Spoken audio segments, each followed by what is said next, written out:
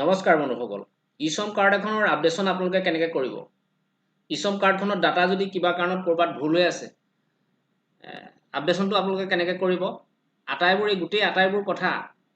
ভিডিঅ'টোত কভাৰ কৰিবলৈ গৈ আছো গতিকে স্কিপ নকৰাকৈ সম্পূৰ্ণকৈ ভিডিঅ'টো চাই থাকিব তেনেহলে আহক ভিডিঅ'টো আলোচনা কৰো প্ৰথমে আপোনালোকে যিকোনো এটা ব্ৰাউজাৰত টাইপ কৰিব ইছম প্ৰথম লিংকটোত আপোনালোকে ক্লিক কৰি দিব ক্লিক কৰি দিয়াৰ লগে লগে পুনৰ এনেকুৱা এটা ড্যাশবোৰ্ড ওপেন হ'ব কৰ্নাৰত ৰাইট সাইডে ৰেজিষ্টাৰ অন ইছমত আপোনালোকে ক্লিক কৰি দিব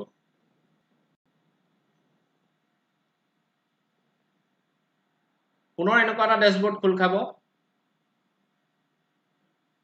ইয়াতে গোটেইখিনি ইয়াতে নতুনকৈ কেনেকৈ ইছম কাৰ্ড বনাব CSC লগইন কৰিও পাৰিব আৰু সেলফ ৰেজিষ্ট্ৰেচন কৰিও ইছম কাৰ্ডখন নতুনকৈ বনাই ল'ব পাৰিব এইখিনি কথা বাৰু পিছত আলোচনা কৰিম প্ৰথমে অলৰেডি ৰেজিষ্টাৰ এই অপচনটোত ক্লিক কৰি দিয়াৰ লগে লগে ড্ৰপ ডাউন মেনুত তিনিটা অপচন খোল খাই আহিব আধাৰ নম্বৰ দিও আপডেশ্যনটো কৰিব পাৰিব UN নম্বৰ দিও আপডেশ্যনটো কৰিব পাৰিব আৰু UN নম্বৰ কাৰোবাৰ যদি হেৰাই গৈছে অৰ্থাৎ ইছম কাৰ্ডখন কাৰোবাৰ হেৰাইছে নাম্বাৰটো যদি নাজানে তেতিয়াহলে তলৰ যিটো অপচন নো ইয়োৰ UN ইয়াত ক্লিক কৰাৰ লগে লগে আপোনালোকে অপচন পাব এই অপচনটোৰ জৰিয়তে আপোনালোকে ইছম কাৰ্ডৰ নম্বৰটো জানিব পাৰিব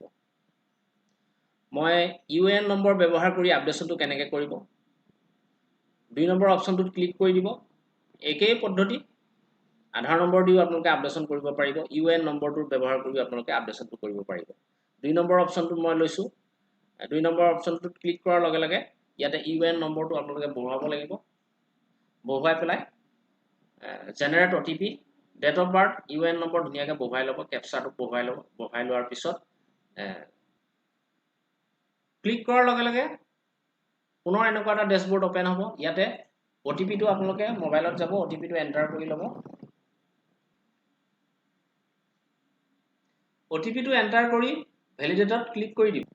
তিনটা এনেকৈ অপচন খোল খাই আহিব প্ৰথম যিটো অপচন পাব আপডেট প্ৰফাইলত ক্লিক কৰি দিব ক্লিক কৰি দিয়াৰ লগে লগে ছটা অপচন পুনৰ এনেকৈ খোল খাই আহিব personnel information address educational income occupation skill bank details কোনটো অপচন আপোনালোকে শুদ্ধ কৰিব বিচাৰিছে সেই হিচাপে আপোনালোকে যেনে মই এক্সাম্পল হিচাপে পাৰ্সোনেল ইনফৰমেশনত মই ক্লিক কৰিছো ইয়েস কৰি দিব ইয়েস কৰি দিয়াৰ লগে লগে পুৰণা যিখিনি ডাটা আছিল সেইখিনি ইয়াতে শো কৰিব কোনটো অপচনত আপোনালোকৰ ভুল আছে সেইটো আপোনালোকে ইয়াতে সংশোধন কৰি ল'ব পাৰিব ইয়াতে শুদ্ধকৈ বহুৱাই আপডেটত ক্লিক কৰি দিব কন্টিনিউ কৰি দিব কন্টিনিউ কৰাৰ পিছতে আপোনালোকৰ আপডেট সাকসেসফুল হৈ যাব 2 নম্বৰতে address educational income occupation skill bank details বেংকৰ যদি কিবা IFSC কোড একাউন্ট নাম্বাৰ যদি ভুল থাকে তেতিয়াহলে এই অপচনটোত আপোনালোকে ক্লিক কৰি শুদ্ধ কৰি ল'ব পাৰিব এড্ৰেছটো ঠিক তেনেকৈ মই এক্সাম্পল হিচাপে বেংক ডিটেইলছটো পুনৰ আকৌ লৈছো পুৰণা যিখিনি ডাটা আছিল ইয়াতে শো কৰিব IFSC কোড যদি ভুল থাকে ইয়াতে আপুনি নতুনকৈ যিটো IFSC কোড আপোনালোকৰ বেংক একাউন্টত আছে সেইটো আপোনালোকে ইয়াতে বহুৱাই একাউন্ট নাম্বাৰ বহুৱাই আপডেটত ক্লিক কৰি দিব দিয়াৰ পিছত কন্টিনিউ কৰি দিব দিয়াৰ পিছত আপডেট সাকসেসফুল হৈ যাব বেক কৰি দিব বেক কৰাৰ পিছত 2 নম্বৰ অপচনটোত ডাউনলোড UN কাৰ্ড ইয়াতে ডাউনলোড অপচনত ক্লিক কৰি দিব ক্লিক কৰি দিয়াৰ লগে লগে UN কাৰ্ডখন এনেকৈ আপোনালোকৰ সন্মুখত ওপেন হ'ব ইয়াতে ডাউনলোড অপচনটো পাই যাব UN card download UN card এই অপচনটোত ক্লিক কৰি দিব ক্লিক কৰি দিয়াৰ লগে লগে এটা PDF আপোনালোকৰ ডাউনলোড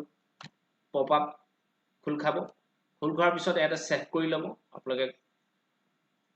ইয়াতে সেভ কৰি ল'ব